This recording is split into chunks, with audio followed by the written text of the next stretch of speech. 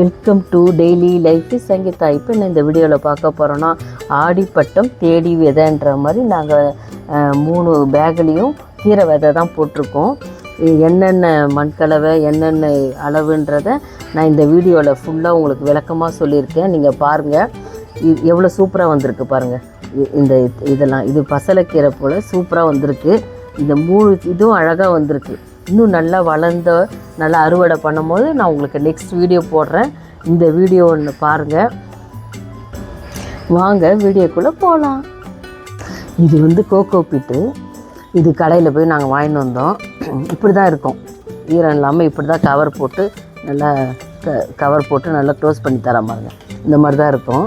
இதை தண்ணியில் நல்லா ஊற வச்சா இந்த மாதிரி கிடைக்கும் கோகோ பீட்டு. தண்ணி இதில் போட்டுட்டு பக்கெட்டில் போட்டுட்டு தண்ணி நல்லா பிடிச்சி வச்சோம்னா நல்லா சூப்பராக ஈரமாக இருக்குது பாருங்கள். இந்த மாதிரி தான் கிடைக்கும். இதை வச்சு நம்ம மண்கலவை தயார் பண்ணலாம். இதை கொஞ்சம் போட்டுக்கலாம். இது ஒரு பக்கெட்னால் மண் ஒரு 3 பக்கெட்டு. அப்போ தான் உங்களுக்கு மண் நல்லா லூஸாக கிடைக்கும். நம்ம செடி வச்சோம்னாலே மண் நல்லா லூஸாக இருக்கும். செடி வச்சாலுமே உங்களுக்கு நல்லா வேரெல்லாம் உள்ளே இறங்கும். அதனால தான் நான் கோகோ பீட்டு கொஞ்சம் போட்டுக்கிறது. கோகோ பீட்டை போட்டு நீங்கள் செடி வச்சிங்கன்னா உங்களுக்கு மாடி தோட்டத்துலேயும் வெயிட் ஏறாமல் இருக்கும். அப்புறம் தண்ணியும் நீங்கள் அழகாக செடிக்கு எப்பவுமே தண்ணி இருந்துக்கிட்டே இருக்கும், சீக்கிரம் ட்ரை ஆகாது. இந்த மாதிரி கோகோ பீட்டு போட்டுட்டு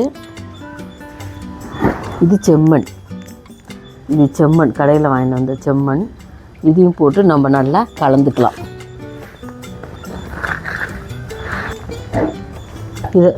இந்த கோகோ பீட்டுக்கு இந்த மண்ணால் போட்டு கலந்துக்கலாம். அப்புறம் உரம் போடலாம். இது வேப்ப முன்னாக்கு. இது ஏன் வேப்ப முன்னாக்கு போடுறோம்னா பூச்சி வராமல் இருக்கும். மணலில் வேர்பூச்சி அது இதுன்னு வராமல் இருக்கிறதுக்கு தான் வேப்ப முன்னாக்கு. ரொம்ப போடக்கூடாது, சும்மா கொஞ்சம் போட்டுக்கலாம். அப்பப்போ நீங்கள் எல்லா செடிக்குமே அப்பப்போ இந்த மாதிரி ஒரு கைப்பிடி எடுத்து நீங்கள் தூவி விட்ருங்க. எல்லா தொட்டிக்குமே உங்களுக்கு வேர்பூச்சிலாம் வராது, நல்ல யூஸ் ஆகும். இது மண்புழு. இது மண்புழு மண் உரம். இதை நீங்கள் போட்டிங்கன்னா மண்புழு உருவாகும். இந்த மணலில் மண்புழு உருவாகும். இதுவும் ரொம்ப நல்லது, அதனால் இதுவும் போட்டுக்கலாம். இதெல்லாம் போட்டுட்டு இது ஆட்டுப்புழுக்க கூட போடலாம். நான் மண் கலந்துட்டு மேலே தூவி விட்ருவேன் ஆட்டுப்புழுக்கிய. இதை மட்டும் போட்டு கலந்து நம்ம எடுத்து வச்சுக்கலாம். இப்போ நம்ம மண்கலை நல்லா கலந்துக்கிட்டு நம்ம க்ரோ பேக்கில் அள்ளி வச்சுக்கலாம். எதுக்காக இந்த மண்கலவை கலக்கிறோன்னா, இந்த ஆடி மாதத்தில் நம்ம விதையெல்லாம் போட்டால் நல்லா வரும். நல்லா நான் கீரை விதையெல்லாம் போடுறதுக்காக தான் இது ஆடிப்பட்டம் தேடி விதை அப்படின்றதுனால நாங்கள் எப்போவுமே ஆடி மாதம் இந்த மாதிரி மண்கலவை கலந்து நாங்கள் க்ரோ பேக்கில் அள்ளி வச்சு ஏதாவது கீரை போடுவோம். அப்புறம் முன்னெல்லாம் கத்திரிக்காய் வெண்டைக்காயெலாம் போட்டிருந்தேன். இப்போ நான் போடல. இப்போ வெறும் கீரை மட்டும். நான் கீரை வெளியில் அவ்வளோ வாங்கவே மாட்டேன். நானே இந்த மாதிரி எல்லாம் ரெடி பண்ணி கீரை வாரத்துக்கு 2 தடவை மாடியிலேருந்தே கீரை எடுத்து நாங்கள் சமைச்சிப்போம். அது நம்மளுக்கு ரொம்ப மனசு சந்தோஷமாக இருக்கும். நம்மளே பறித்து நம்மளே உருவாக்கி நம்மளே பறித்து அது சமைக்கும் போது ரொம்ப மனசுக்கு நிம்மதியாக இருக்கும். மாடியிலேருந்து பறிச்சிட்டு ஃப்ரெஷ்ஷாக மாடியிலேருந்து பறிச்சிட்டு நம்மளே சமைச்சு ஒரு பூச்சி கூட இருக்காது. நீங்கள் ஈஸியாக இந்த மாதிரி மண்கலவெல்லாம் கலந்து நீங்கள் க்ரோ பேக்கில் சின்ன பேக் அழகாக அதுக்குன்னே விற்கிது. அதில் போட்டு நீங்கள் நான் ஒரு 4-5 கீரை விதை வாங்கிட்டு வந்திருக்கிறேன். அதே மாதிரியே நீங்களும் இந்த மாதிரி பண்ணிங்கன்னா நம்மளே பறித்து நம்மளே எப்போ வேணால் நம்ம வீட்டில் கீரை இருந்துக்கிட்டே இருக்கும். வெந்தயக்கீரை போடலாம், புளிச்சக்கீரை, பாலக்கீரை, அது மாதிரி 4-5 கீரை போட்டுக்கிட்டோம்னா வாரத்தில் 2 தடவை நம்ம ஃப்ரெஷ்ஷாக பறித்து நம்ம செஞ்சுக்கலாம். இந்த மாதிரி மண்கலவை கலந்துட்டு நீங்கள் அப்பப்போ இந்த ஆட்டுப்புழுக்க இருக்குது பாருங்கள், அதை நீங்கள் பொடி பண்ணி வச்சுக்கிட்டிங்கன்னா போதும். ஒரு 2 கைப்பிடி போட்டிங்கன்னாவே பசன்னு கீரை வளருங்க. இயற்கை உரத்துலேயே இந்த மாதிரி கீரைலாம் கிடைக்கிறதுக்கு வெளியே கஷ்டம். நம்மளே வீட்டில் இந்த மாதிரி ரெடி பண்ணி நம்ம கீரை போட்டுக்கிட்டோம்னா ஃப்ரெஷ்ஷாக அப்படியே நம்ம பறித்து சாப்பிட்டுக்கலாம். உடம்புக்கும் நல்லது, எந்த கெமிக்கலும் இல்லாமல் ஆட்டுப்புழுக்கையே போட்டே நம்ம கீரை வளர்க்கலாம். நான் உங்களுக்கு ஸ்டெப் பை ஸ்டெப்பாக எல்லாமே நான் சொல்கிறேன். இப்போ இதே மாதிரி நீங்கள் மண் கலவை கலந்து நீங்கள் 2-3 பேக்கில் நீங்கள் கீரை போட்டு பாருங்கள். அப்புறம் ஆட்டுப்புழுக்கை வாங்கின்னு வந்து பொடி பண்ணி வச்சுக்கோங்க. வாரம் வாரம் ஒரு 2 கைப்பிடி போட்டு தண்ணி ஊற்றிட்டு வாங்க. வேறு எதுவுமே போட வேண்டாம். மண்புழு உரம் நம்ம நர்சரியிலே கிடைக்குது. அதில் கூட நீங்கள் ஒரு பாக்கெட் வாங்கினீங்கன்னா போதும். ஒரு கைப்பிடி போட்டுக்கிட்டிங்கன்னா போதும். வேறு எந்த இதுவும் போட வேணாம். இது வந்து காய்கறி தோல், பழத்தோல், முட்டைத்தோல், வாழைப்பத்தோல்லாம் போட்டு நம்ம மக்க வச்சுருக்கோம் பாருங்கள். அதுலேருந்து நம்ம கொஞ்சம் எடுத்துக்கலாம். ஏன்னா நம்ம செடி வளர்கிறதுக்கு நல்லா யூஸ்ஃபுல்லாக இருக்கும்.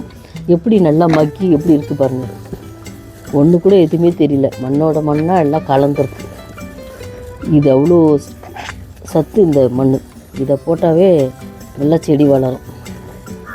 இதை கொஞ்சம் போட்டுக்கலாம். எடுத்து மண் இந்த மாதிரி லூஸாக இருக்கணும்.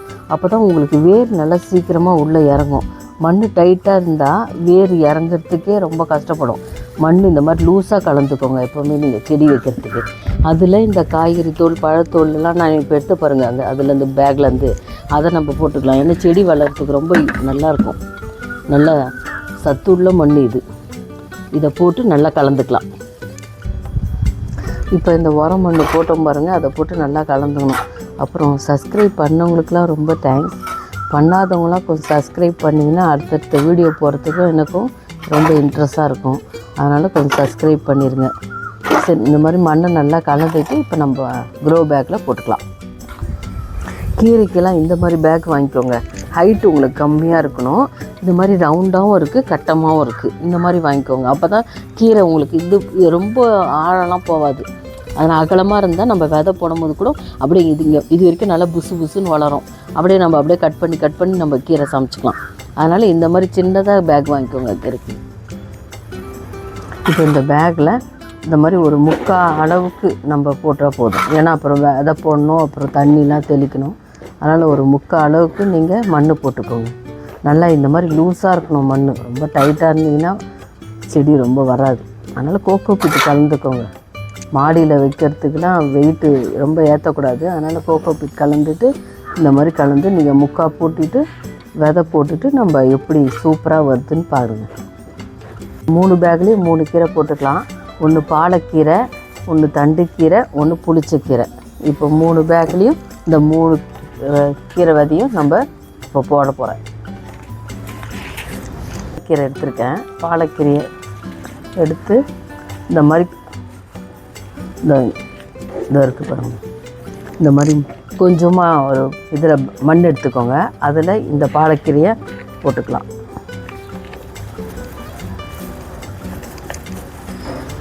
போட்டுட்டு நல்லா கலந்து விட்டுருங்க.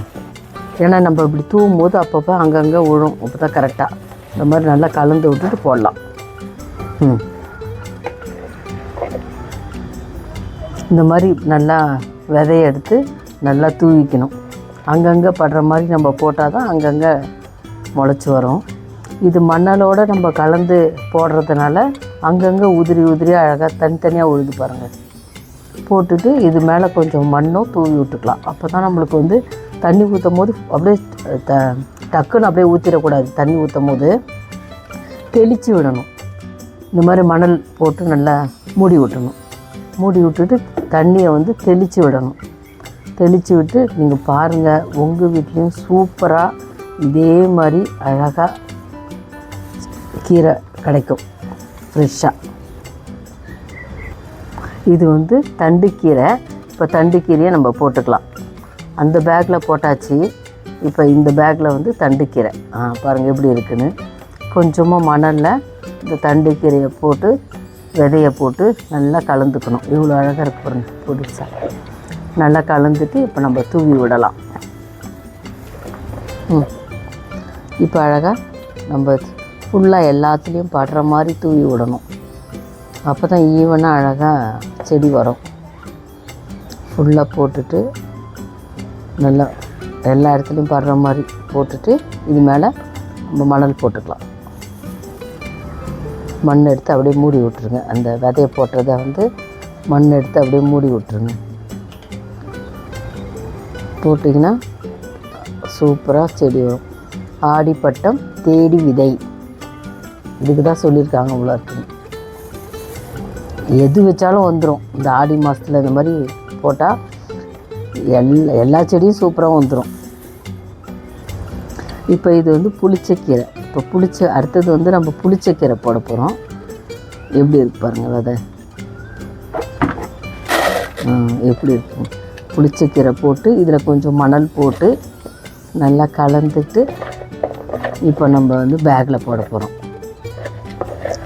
நல்லா தூவி விட்ருங்க. இதே மாதிரி நல்லா ஃபுல்லாக எல்லாத்துலேயும் பாடுற மாதிரி நல்லா தூவி. இந்த வீடியோ பார்த்தே நீங்கள் செய்யலாம். செஞ்சிங்கன்னா உங்கள் வீட்லேயும் சூப்பராக நான் விளக்கமாக சொல்லியிருக்கேன். எல்லாத்துலேயும் இப்படி போடுறது இப்படின்னு கரெக்டாக அழகாக சொல்லியிருக்கேன். நீங்களும் இந்த வீடியோ பார்த்துட்டு நீங்களும் இதே மாதிரி ட்ரை பண்ணி பாருங்கள். சூப்பராக வரும். தேவையான கீரையை நம்ம வீட்டிலே பறிச்சிக்கலாம்.